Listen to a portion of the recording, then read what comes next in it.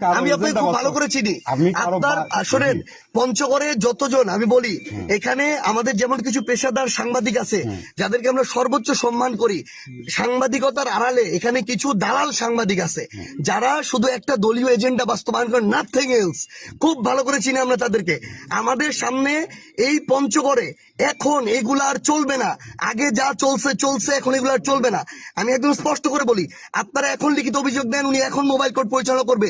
যদি এটার কিছু না পায় শেষ, যদি পায় উনি ব্যবস্থা নিবে। কিন্তু আমরা যেটা দিব সেটারও ব্যবস্থা নির্বাচন আগে নিতে হবে, ভোট শুরু আগে নিতে হবে। অধিকার উভয়ের সমান আছে, আপনার যেমন আছে তাদেরও আছে, এক্স্যাক্টলি, তাই না?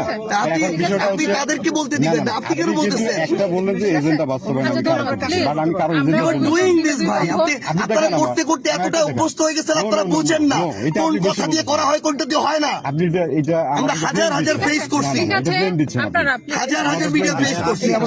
আমরা তো আসছি ইয়ের জন্য, তাই না? এটা তো ব্লেম করা ঠিক না। আপনি তো ওকালতি করতেছেন, লিটারালি এটা কোর্ট মাধ্যমে আপনি ওকালতি করতেছেন। Now you're doing this. আপনি ওকালতি করতেছেন। আমি প্রশ্ন করতেছি, একজন গণমাধ্যম কর্মী